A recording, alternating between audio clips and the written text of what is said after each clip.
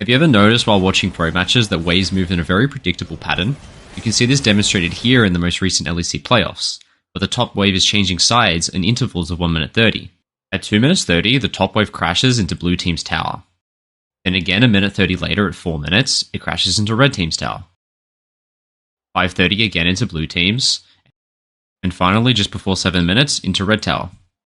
So what's going on here? This isn't something we see all the time when we watch solo queue replays. In the making of this video I found this clip, and it was literally the first replay I opened played of a game at Gold Elo, where it takes up until almost 8 minutes for a wave to crash into either tower.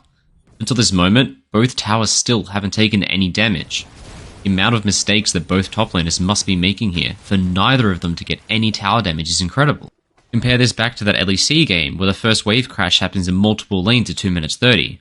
There's something massive going on here that most players are missing out on. So why is the game so turn-based in higher ranks but not in low ranks? Why is it so advantageous to play a turn-based laning phase? And how can you use this to level up your play? It's exactly what we'll cover in today's video. My name's Rogue and I played League of Legends professionally for 7 years. Now I'm a full-time content creator and coach for all ranks Iron through to Challenger. So if you want more information of what a coaching session with me will look like, you can find more information by following the link in the video description below. And while you're down there, you'll also find the link to Ghost Academy, where I'll be running classes every 2 weeks, and with my discount code Rogue, you'll even find the first month free, so you can easily drop in and check it out. There's a ton of very complex nuances to go with this turn-based gameplay that we'll be breaking down later in the video, but to start with, the fundamental reason for it is really simple. It's to do with temporary advantages gained through having a bigger minion wave than your opponents. The first and most important of these advantages are level ups. In pure combat stats alone, this equates to around 500 gold worth of stats for most champions, excluding the extra ability level up you also get on top. Because of this, level ups are the most defining feature of when your turn will begin. Next is the amount of minions you have to fight alongside you. In early levels especially, a few minions can add up to a lot of damage, generally out-damaging a champion. But the really big one, and the one people often miss, is the risk and reward. I want to take us back a moment to the moment where Yasuo gets his level up and his turn officially begins. And now let's ask what happens if these two champions fight. Now, obviously Yasuo is favored here, but let's say that they fight and Yasuo gets the kill.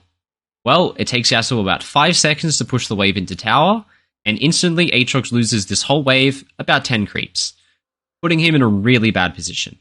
Now on the flip side, if Yasuo does somehow lose this fight, at the end of that, Aatrox is probably not in very good condition.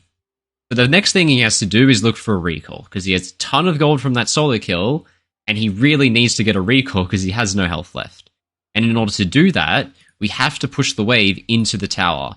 We collect the minions to get a gold for a goodbye, and then recall on that wave crash. But the problem is, it's going to take Aatrox a really long time to do this.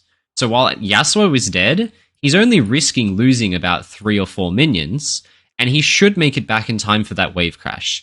Now there's even a risk that he makes it back before the wave crash, and simply finds Aatrox in lane like this, and can just freeze the lane. You don't even need to get a kill in order to benefit from this though. In this clip taken from my most recent video, you see at the end of my turn, I use it as a chance to base.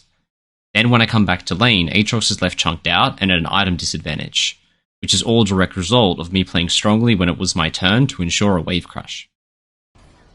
One very common mistake I see people make is exactly this, leaving the lane when it is your turn. Simply giving your enemy a chance to kill your minions and end your turn early. Once your turn begins and you have these advantages in your favor, you should never lose push. You have every incentive to fight and win against your opponent, so the only thing that should end your turn should be the enemy tower. If you do this well and your advantages against your enemy will grow. Without them killing your minions, your wave will simply get bigger, increasing your lead in all 3 of these categories. As mentioned before, you want to be in lane for when it is your turn.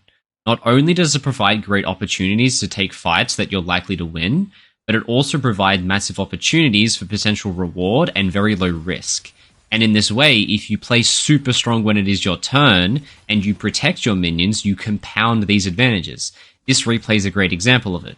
At this moment, I'm very confident that we already have push. We have a bigger wave. I don't have a level up yet, but it's something I know I will have. So my turn is beginning, and it will continue to be my turn because I play so strongly with it, zoning my opponent. Now, because of the massive risk the enemy is facing and the relatively low risk I'm facing, even health trades and volatility are really in my favor. If they die here, it's really bad for them. Now, because I'm playing so strong, it's actually zoning the enemy away from the wave completely. I'm getting insanely good trades against an opponent a level down, and protecting my wave in the process. And because I've protected my wave so well, rather than walking off randomly to go ward like in some of those previous clips, we end up in a moment like this. Now, this is a really extreme example, but because of all those time I was in lane playing aggressive, we have a very low health enemy, and because I played so strong, I kept all these minions alive. Now, in a moment like this, the decision on what to do next is very, very simple. It's a really easy dive because I did so much aggression in those early levels, but every single minion I protected contributed to that lead, but it also contributed to the amount of minions that the enemy is losing. We end up pulling off a double kill here. We dive them both, we end up trading back some kills, one of them luckily is an execute, and we end up in a moment like this where, oh my god, they are losing a ridiculous amount of minions. Even if we trade kill here, the payoff is so massively in our favor, and the only thing that should end our turn is the tower. And when you just look at the gold off the back of just 2 kills, the XP and the gold differential on this bot lane is incredible. This is exactly why in that clip from the intro, the top wave was so predictable. Both players are playing like it is their turn when it is, and they're pushing the limits of those advantages they have, only the wave crashing into the tower being the thing to start and end turns, which leads me really well into my next point. Jumping right into this replay, as we can already see, it's Heimerdinger turn right now, and it will continue to be his turn until the wave gets to tower. Pretty standard stuff. But now comes a very important moment. This is the end of Heimerdinger's turn, as the tower's turning the push, but it is also the potential new beginning of Yon's turn, but only if Yon seizes the moment. There's a very fine line between when you can play strong, potentially making it your turn, and conceding for too long, and you never get the chance. So if Yon plays strong with his Q and his ult right now, he could very easily make this his turn, but now the moment has passed, Heimerdinger has a bigger wave, and now Yon has to concede again. Wait until this wave goes into his tower, and then we can try again. Now we get that moment yet again. We have Q3, we have our ult ready, it is a completely even lane state, and if we play strong, we can make it our turn. Now this moment in particular is very important because Yon actually has an advantage here. He doesn't have an advantage from the minions, but he has an advantage on the positioning of the lane. He has a ton of space to chase down this kill. This Heimerdinger is really far away from his tower, while Yon is relatively safe. So not only does he have space to chase down the kill, he's relatively safe against the enemy jungle, and this Heimerdinger should be pretty scared of his own.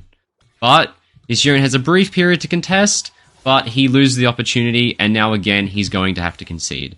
In just a moment, same thing, we have Q3, we have our ult up, ready to go, Heimerdinger is overextended with no sums, scared of Lee Sin, but we don't seize the moment yet again. And already, yet again, it's Heimerdinger's turn. He has the bigger wave, he's gotten time alone with it. This repeats over and over, and because Yon never seizes the opportunity, we end up in a moment like this. If you never try to make it your turn, your opponent will always be stronger than you. And then you'll end up in a moment like this where your turn will never begin, you just simply don't have any health. This replay is in a very similar situation to that Yon clip we just watched. Blue team's turn has just ended, and red team's turn has started. Now in what some people might find to be a questionable play, I flash onto the enemy AD carry when it's obvious we're not going to be able to finish the kill. But that's not my goal. I just want to make the lane as volatile as possible while it's my turn because the enemy is risking so much more than me.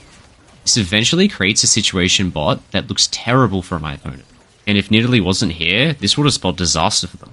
Because of all this aggressive play on my turn, my opponent's turn never starts. On the following wave when things go even, I immediately start hitting creeps to make it my turn again. As soon as I get the level up confirming my advantage, I engage in, making the lane even more volatile. And this finally all comes crashing down a little bit later when my jungler comes down to dive and just finds low health enemies on the tower with the big wave. This is exactly what I was doing in that center clip. While most people see just a slightly bigger minion wave and the start of their turn, a pro player sees the eventual wave crash and the coming tower dive if they can push their limits far enough. Turn-based gameplay exists as a necessity, because if you're versing a good player, this is how they're going to look at you when it's their turn. And that's why these pro players were having such alternating waves. They have to concede and conserve health, because every little advantage they give their opponent during this time can spiral out of control into game-ending tower dives. But for low rank players, this is just a way to be able to create an advantage over your opponent before fighting. There's no reason why when you're versing an opponent in bronze or silver that you can't just hit the wave if they let you, and be in a lane state where it is always your turn, and you're always fighting with these 3 advantages. As you can see, League is a way more complex game than what you may have realized. If you want to continue gaining insight into how pro players think in a way that can help you climb, then be sure to subscribe, and leave a nice comment if you enjoyed the video. Thanks.